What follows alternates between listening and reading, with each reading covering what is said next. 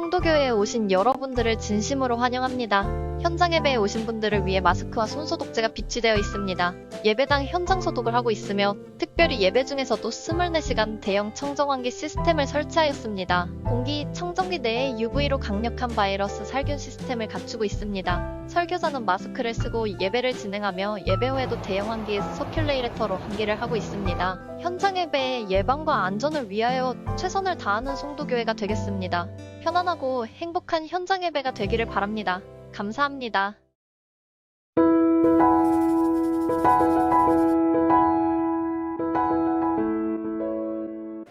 오늘의 말씀은요, 빛을 잃을 때입니다.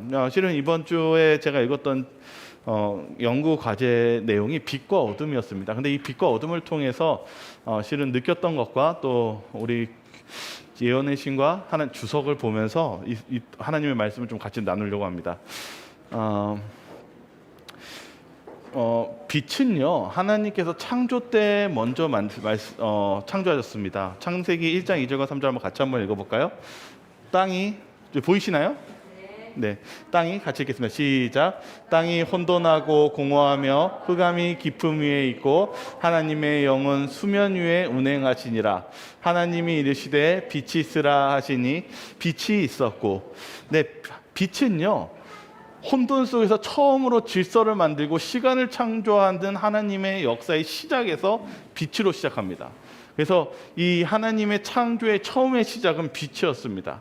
그래서 이 빛은 무엇을 얘기하고 있냐면 질서를 뜻하기도 하지만 하나님을 뜻하기도 하고, 그러면서 하나님께서 개입하시는 걸 볼 수 있습니다. 근데 이 빛은 어떤 일을 하고 있느냐?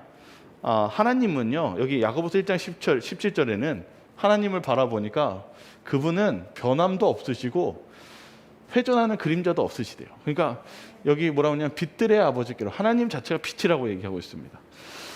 그래서 이 빛은 하나님을 얘기합니다. 그리고 디모데전서 6장 16절에 보면은 이렇게 적혀 있습니다. 오직 그에게만 죽지 않음이 있고 가까이 가지 못할 빛에 거하시고 어떤 사람도 보지 못하였고 또 볼 수 없는 이시니. 그러니까 우리가 하나님을 볼 수 없다라고 얘기합니다. 그리고 우리 범접할 수 없고 그분은 완전 빛에 있어서 우리가 볼 수 없다라고 합니다. 그런데 뭐라고 얘기하냐면 오직 하나님을 보신 분이 계시는데 바로 예수 그리스도라는 사실입니다. 그래서 우리는 이 빛에 대해서 얘기했을 때 이 빛이 또 누굴 얘기하냐면 사도 요한은 그 빛이시고 그리고 말씀이신 그분이 이 땅에 오셨다라고 얘기하고 있습니다. 바로 예수님입니다. 그래서 이 빛에 대해서 얘기할 때 예수님은 뭐라고 했냐면 요한복음 12장 46절에 한번 같이 한번 읽어볼까요? 나는 시작. 나는 빛으로 세상에 왔나니 물은 나를 믿는 자로 어둠에 거하지 않게 하려 함이로다. 근데 이 빛과 어둠을 얘기했었을 때 이 예수님은 빛이라고 말씀하십니다. 그러면서 뭐라고 했냐면 나를 믿는 자는 어둠에 있지 않게 하기 위해서 오셨다고 얘기하고 있습니다.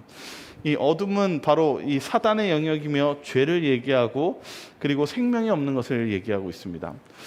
오늘 우리가 이게 빛과 어둠을 보시면서 어디로 우리를 이끄시는지 한번 보도록 하겠습니다. 바울도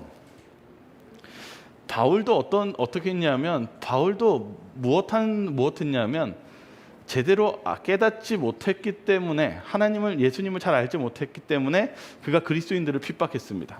근데 빛이신 예수님을 만나자 무엇하게 되었냐면 그가 깨닫고 예수님의 말씀에 순종하고 변화하기 시작했습니다. 마태복음 5장 16절에는 뭐라고 얘기했냐면 그 빛이, 하나님의 빛이 그냥 멈춰 있는 것이 아니라 너희 빛이 사람 앞에 비치게 하여 그들로 너희 착한 행실을 보고 하늘에 계신 너희 아버지께 영광을 돌리게 하라고 말씀하십니다. 다시 말하면 하나님은 빛이시고 예수님은 빛이신데 우리가 예수님의 빛을 바라봄으로 무엇하게 되어 있냐면 우리도 무엇하게 되어 있을까요? 여기 뭐라고 말하고 했어요? 우리도 빛이라고 얘기하고 있습니다. 그래서 우리가 잊지 말아야 되는 것은 이 빛에 대해서 얘기하는데 우리가 예수님을 통해서 우리가 빛을 바라보지만 결국은 우리도 누구의 모습을 띄어야 되고 또 다른 사람들에게 무엇을 전해야 될까요? 예수님을 전해야 되고 예수님의 모습을 비춰야 됩니다.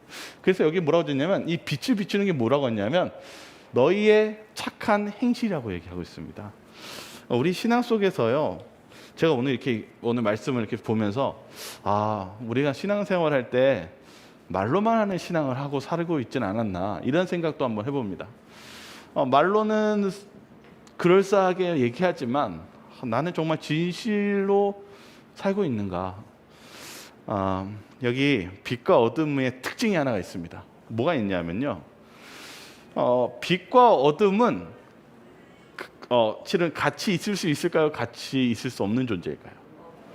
공존할 수가 없습니다. 이 선과 악은 같이 있을 수가 없습니다. 예수님께서 말씀하시는 이 말씀 속에 우리가 배워야 되는 것은 우리가 그런 예수님께서 우리가 죄로 인해서 어둠 속에 살게 있기 때문에 예수님께서는 우리에게 빛을 주심으로 빛을 보게 하심으로 우리를 변화시키시고 하나님께 이끄십니다. 근데 이 빛이 무엇이라고 보니까 요한은 이것을 복음이라고 얘기했습니다. 말씀이 육신이 되어 이렇게 말씀하면서 바로 우리가 이 빛은 복음이고 하나님의 말씀이라고 얘기하고 있습니다. 그래서 하나님을 알지 못하는 많은 어둠 속에 있는 사람들을 위해서 바로 빛을 보게 하기 위해서 바로 예수 그리스도께서 이 땅에 오셨다는 내용입니다. 그래서 오늘 이 빛과 빛에 대해서 우리가 이제 보는데요. 이제 하나하나 좀 다시 보겠습니다. 에베소서 5장 8절에는요. 우리가 어떻게 살아야 될지를 설명하고 있어요. 같이 한번 읽어볼까요? 너희가 한번 읽겠습니다. 시작.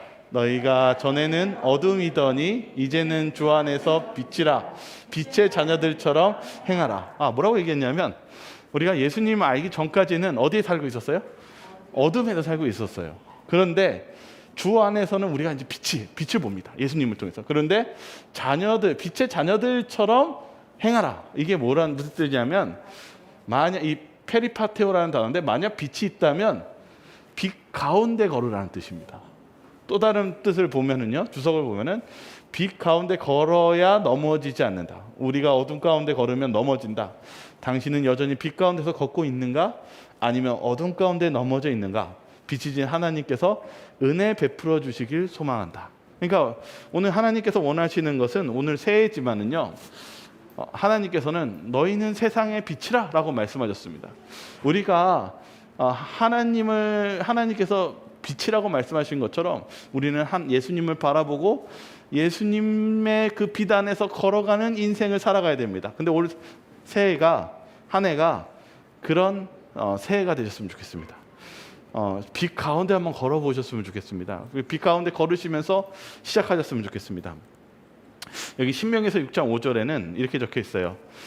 너희는 마음을 다하고 뜻을 다하고 힘을 다하여 내 하나님 여호와를 사랑하라. 오늘 교과에 나왔죠. 오늘 교과에 마음을 다하고 힘을 다하여. 여기 뭐라고 적혀 있냐면 저는 이게 마음에 너무 와닿더라고요. 이 마음이 레바브인데 사람이 가장 중심이 되는 곳, 자신의 생각과 의지와 감정이 모두 자리 잡고 있는 곳으로 한마디로 한 사람의 인격이라고 할 수 있다. 자신의 모습을 감추는 부분이 없이 완전히 드러난 상태에서 진실하게 하나님을 사랑한다는 의미이다. 그러니까 뭐냐면은 신명기서에서 모세가 뭐라고 얘기했냐면 하나님 사랑하는데 어떻게 사랑하라는 거냐면 진실로 좀 사랑해보라는 겁니다.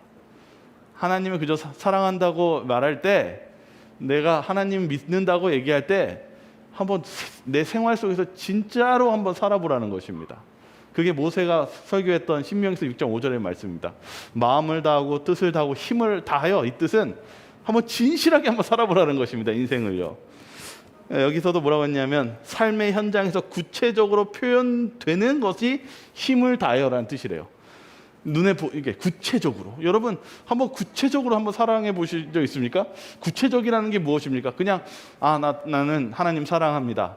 나는 하나님 믿습니다. 이게 아니라 내가 하나님을 사랑하면 누군가를 도와주고 누군가를 위해서 실제로 기도해보고 그리고 하나님께 또한 감사의 예물을 드리고 내가 구체적으로 하나님께 사는 것, 구체적으로 행동에 옮기는 것이 너는 마음을 다하고 뜻을 다하고 힘을 다하여 내 하나님을 사랑하라는 뜻이었다는 사실입니다. 우리가 정말 하나님을 섬기는 것이 정말 빛으로서 그런 하나님을 섬기는 것이 바로 내 마음과 뜻과 진실로 하나님을 사랑하는 것이라는 것을 오늘 말씀을 오늘 이 성경은 이야기하고 있다는 사실입니다. 이 고린도후서 11장 14절에는 근데 경고를 하고 있습니다. 이 빛과 어둠에 살고 있지만 이 사단이 어떻게 공격하는지 좀 보겠습니다. 한번 고린도후서 11장 14절 읽어볼까요? 이것은 시작. 이것은 이상한 일이 아니니라 사탄도 자기를 광명의 천사로 가장하나니. 이 예수님을 시험할 때 사단은 뭐인 척 가장하고 나타났습니까? 광명한 천사, 하늘의 천사로 숨기고 나온 것입니다. 그런데 오늘날도 마찬가지입니다. 뭐라고 얘기하고 있냐면 주석에, 우리 교회 주석입니다. 이 세상은 하나의 극장이다. 배우들은 이 세계의 거민들인데 그들은 마지막 큰 드라마에서 자신이 맡은 배역을 감당하려고 준비하고 있다. 그들은 하나님을 보지 못한다. 사단이 그리스도처럼 나타나고 비밀 결사로 함께 결속되어 있는 사람들 속에서 불의의 모든 속임수로 일하고 있다. 저와 여러분들이 사시는 오늘 마지막 시대에 사단도 마지막 때에 극장의 큰 드라마처럼 마지막 때에 우리를 사단이 그리스도처럼 나타나고 그리고 많은 속임수로 우리에게 어둠의 길로 인도하고 있다는 사실입니다. 여러분 그런 거 느끼십니까? 저는 지금은 요새는 아니더라도 정말 몇 년 전에는 예전에 이렇게 신천지 활동했을 때는 신천지들이 실은 전국적으로 막 돌아다니기 시작했습니다. 실제로 저는 이렇게 소식을 들었을 때에도 막 청년들을 유혹하고 속이고 그렇게 함으로써 실은 다리나 건강도 잃어버리는 그런 아주 충격적인 이야기를 보게 되었습니다. 오늘날 세상에서 사단은 우리의 마음속에 공격을 합니다. 그러나 이런 상황뿐만 아니라 저와 여러분들의 인생 속에서도 사단은 우리에게 어둠이라는 그리고 암담한 두려움과 공포와 떨림과 그리고 공격이라는 그런 시험으로 우리에게 어둠이 찾아옵니다. 제가 그 중에 한 책이었던 이 보이는 어둠이라는 책이 있습니다. 이 사람은 플리처상을 수상했던 아주 유명한 미국 작가 윌리엄 스타이런이라는 사람입니다. 이 사람은 극심한 우울증을 앓았던 사람입니다. 이 사람이 뭐라고 얘기했냐면 우울증이 그의 삶을 표현할 때 어둠이라고 얘기했습니다. 뭐라고 얘기했냐면 여기 책에 보면은 뭐라고 했냐면 저기면 우울증의 빛은 서사성의 회복이다. 워낙 이거 죄송합니다. 책 넣지 않았네요. 책 내용을요. 그래서 이분이 뭐라고 했냐면 우울증이 진짜 깊은 그 어둠의 터널을 지나가고 있어서 너무 힘들었고 그것에 대해서 책으로 쓴 겁니다. 근데 뭐라고 얘기했냐면 어디에서 내가 빛을 발견했다라고 얘기했냐면 여기 뭐라고 적혀있냐면 그것은 자신의 우울증을 나누고 공유하는 것이다. 그리고 결핍은 과연 누군가와 공유할 수 있는가 하는 점이다. 뭐라고 얘기한 거냐면요. 자신이 그 우울증으로 힘들었는데 어디에서 빛을 발견했냐면 사람과 만나고 거기 안에서 내 어려운 것들을 토로하면서 자신이 위로를 받고 힘을 얻었다는 것입니다. 근데 제가 오늘 말씀드리고 싶은 것은 무엇이냐면 우리에게 그 어둠 속에서 빛이 되어주시는 예수님이 계시다는 사실을 우리가 잊으면 안 됩니다. 우리의 신앙 속에서 우리는 우리를 구원해 주시는 예수님이 있는데 우리가 그분께 가야 되지 않겠습니까? 그래서 우리의 인생 속에서 이 빛과 어둠을 통해서 말씀드리고 싶은 것은 우리가 빛이신 우리가 예수님을 통해서만이 이 어둠을 이길 수가 있습니다. 그리고 어둠이란 무엇이냐면 그저 재림 직전에 있는 그 사단의 세력만을 얘기하는 것이 아니라 오늘날 우리 일상생활 속에서도 어둠의 폭포가 계속적으로 밀려온다는 사실입니다. 이 사단은 저와 여러분들을 어둠으로 잠식시키려고 합니다. 그러할 때 우리들은 어떻게 나아가야 되냐는 것입니다. 여기 증언고방 1권 10페이지에는 뭐라고 했냐면 나는 사단의 세력이 하나님의 백성들을 위해 특별히 행사되는 것을 보았다. 많은 사람들이 의심하고 낭망하는 상태에 놓여 있음에 내게 제시되었다.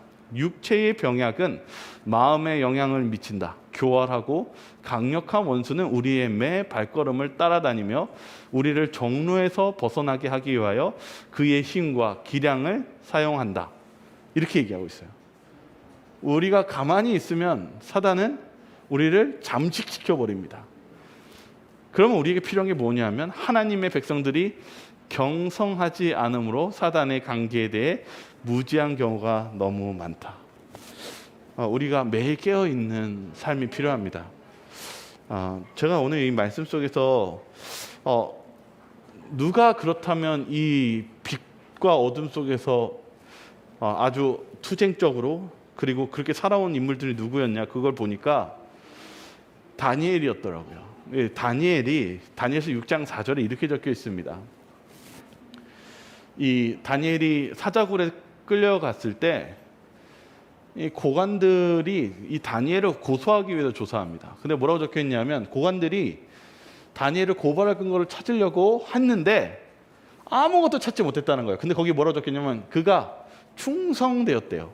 근데 충성되었다는 뜻이 매만인데 뭐냐면 다니엘은 진실한 사람이었다라는 거 적혀 있어요.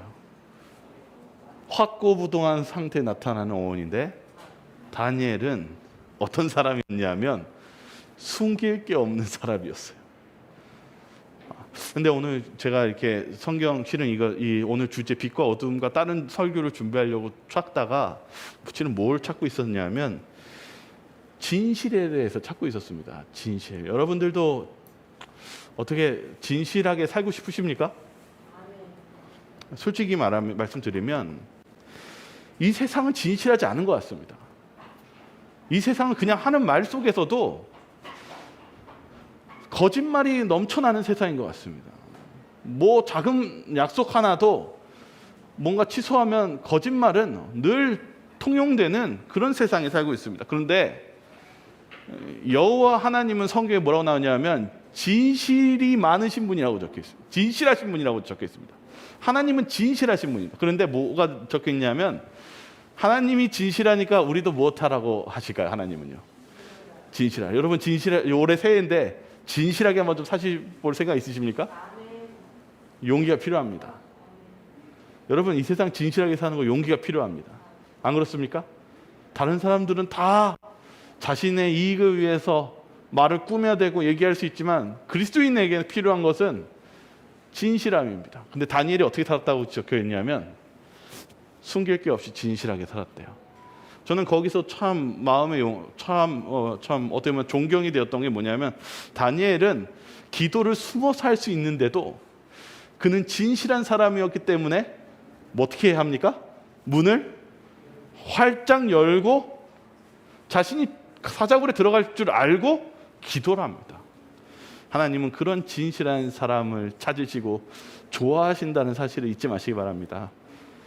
다니엘은 진실한 사람이었고 하나님의 그 진실한 빛을 지키려 했고 그 빛을 발휘하자 바뀌기 시작했습니다. 다니엘의 새 친구들만이 바뀐 게 아니라 그 어둠이라는 그 공포 속에서 여러분 진실하게 사는 것이 우리에게 성공이라는 평탄한 길을 예비한 게 아니라 지금 다니엘 새 친구를 보십시오. 그가 진실하게 살려고 했을 때 그들에게 평탄이 온 것이었습니까? 아니면 어려움이 오고 때로는 죽음이라는 공포가 왔습니까? 우리 인생 속에서 하나님의 말씀대로 진실하게 사는 것은 평탄한 길이 있다는 것만을 얘기한 것이 아닙니다. 여러분들이 때로는 사단의 위협을 받기도 하고 두려움을 느끼기도 하고 어려움을 느끼게 됩니다. 그러나 우리가 그러한 어두움 속에서도 그 빛을 발하고 그렇게 나아갈 수 있는 이유는 첫 번째는 주님이 우리와 함께 하시기 때문이고 또 하나는 주님께서 우리를 분명히 돌보시고 책임질 것이라는 것을 믿기 때문입니다. 그들이 믿음을 발휘했었을 때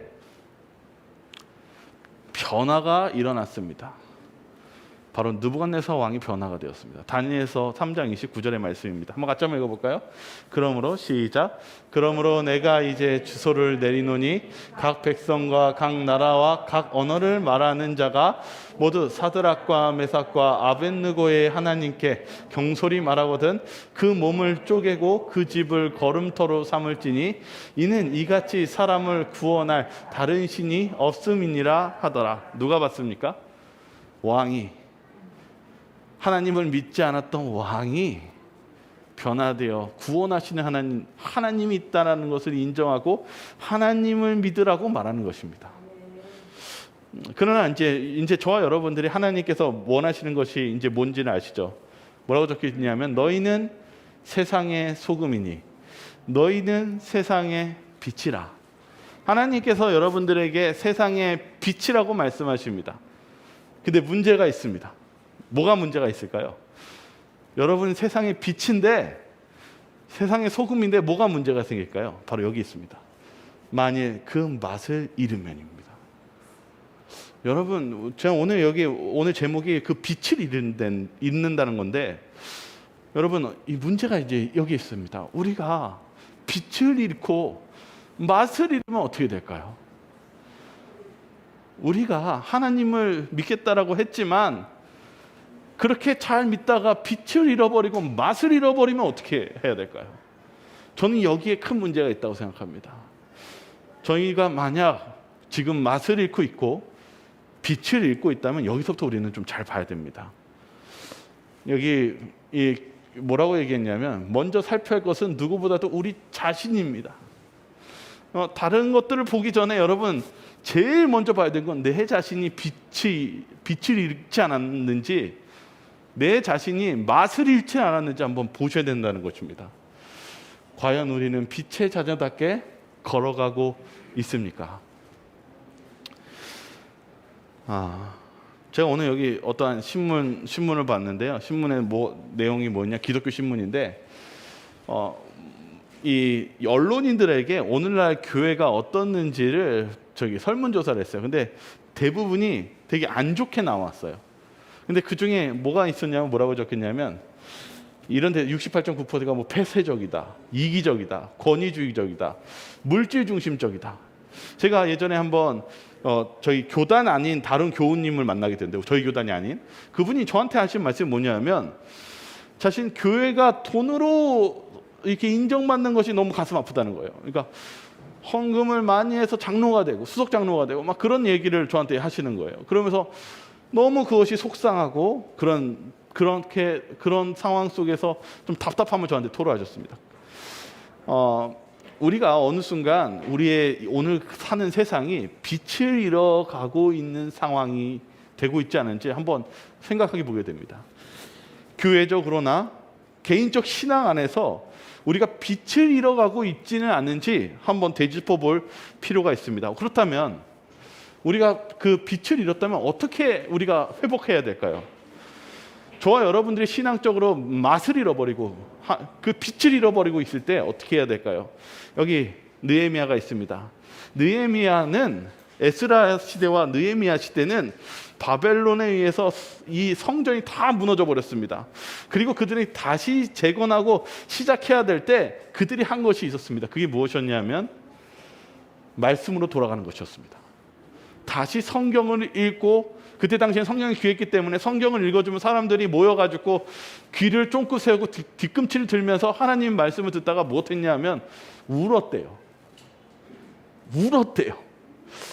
말씀을 듣다 보니까 뭐가 보여요? 무엇이 잘못되었는지가 보이기 시작하는 거죠.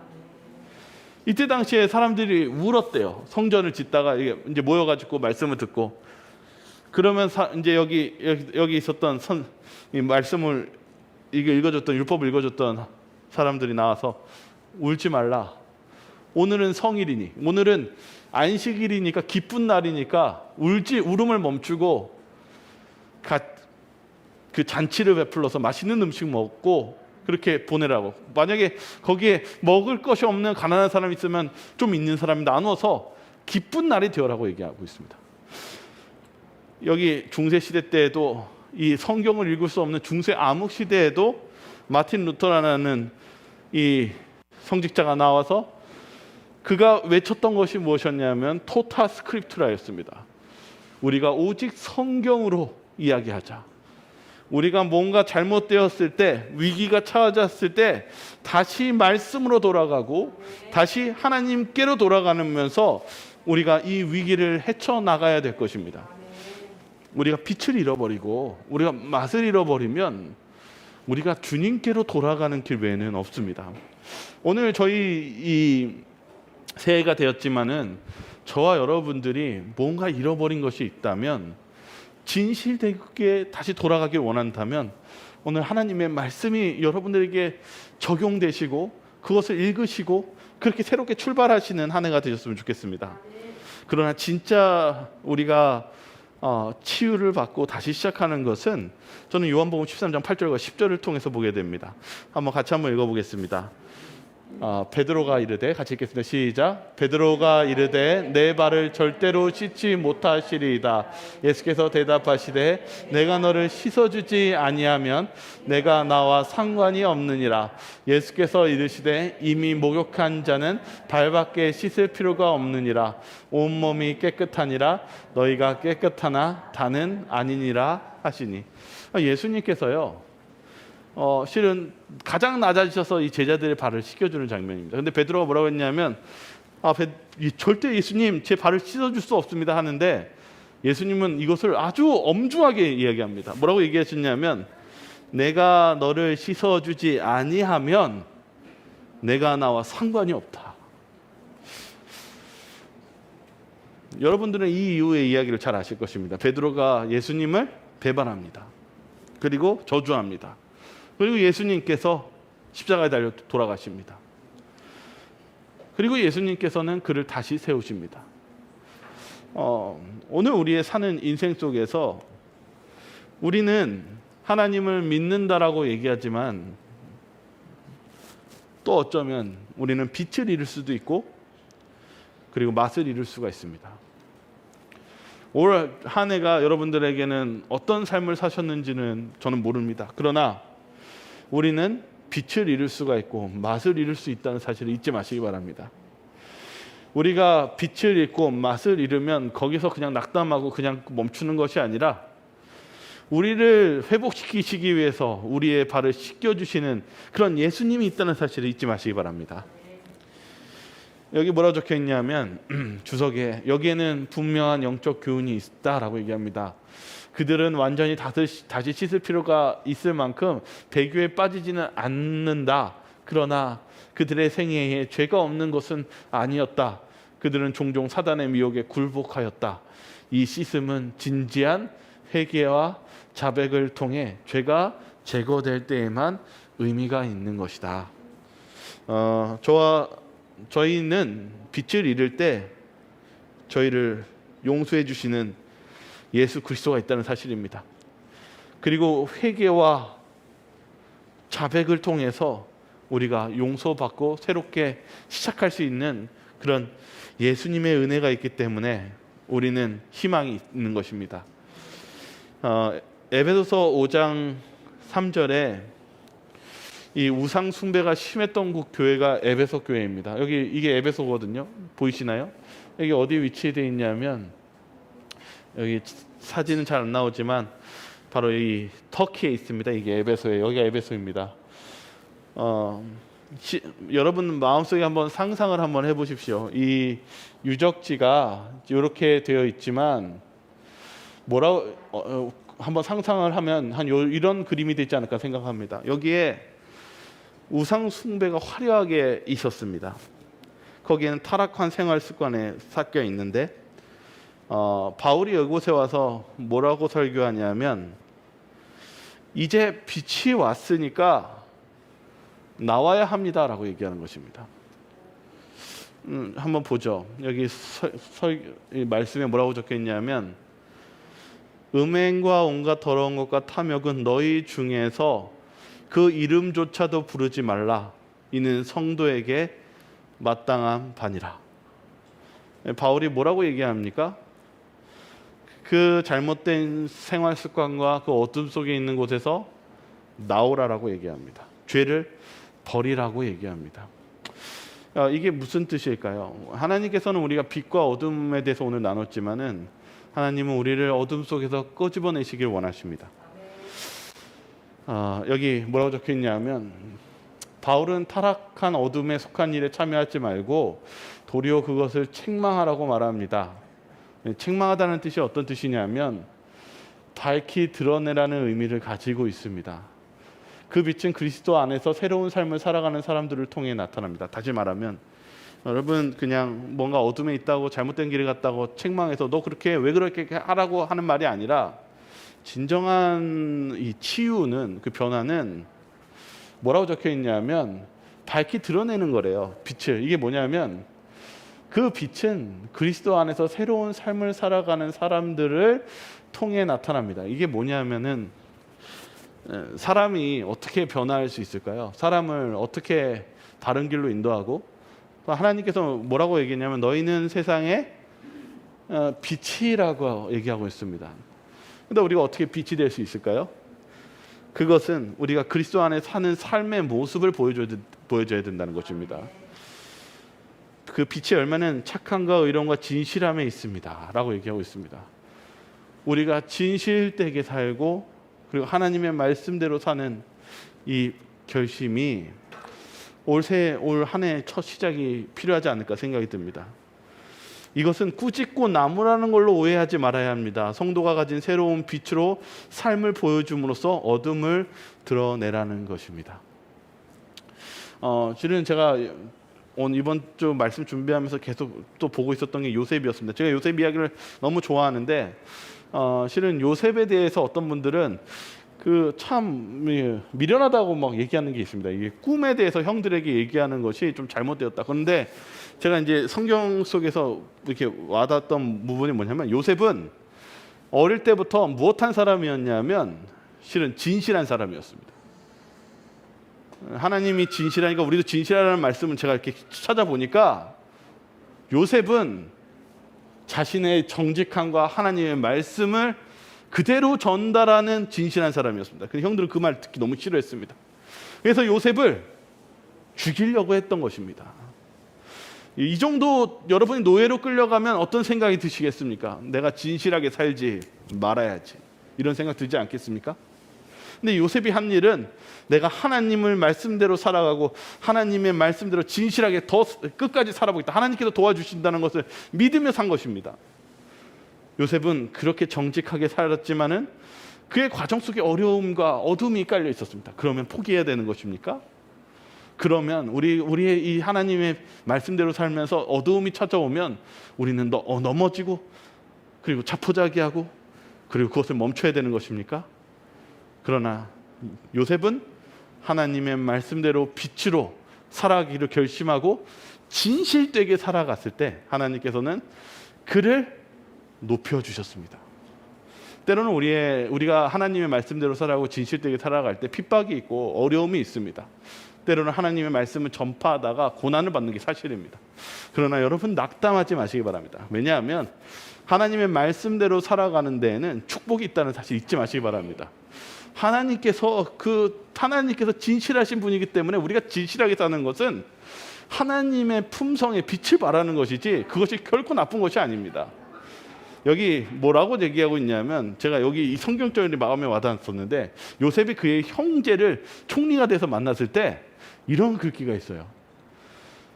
너희 중에 하나를 보내 너희 아우가 데려오고 너희를 같이 이어 있으라. 내가 너희의 말을 시험하여 너희 중에 뭘 있는지 보겠다고요?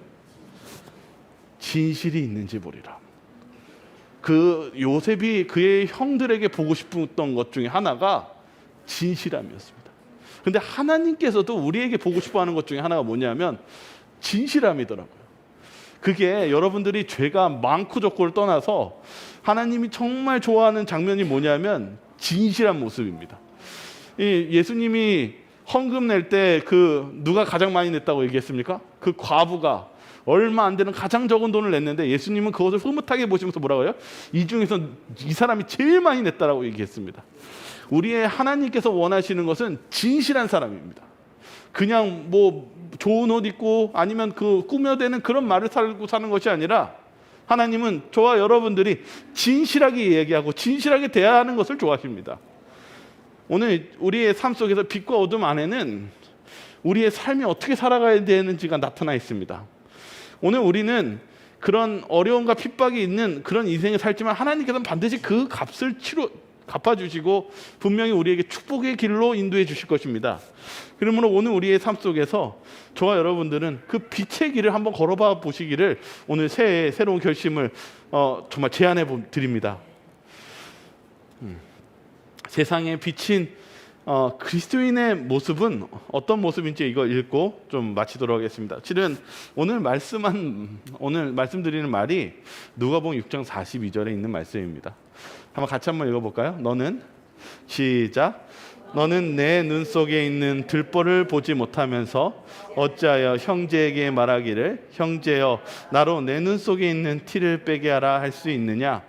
외식하는 자여 먼저 내 눈 속에서 들보를 빼라.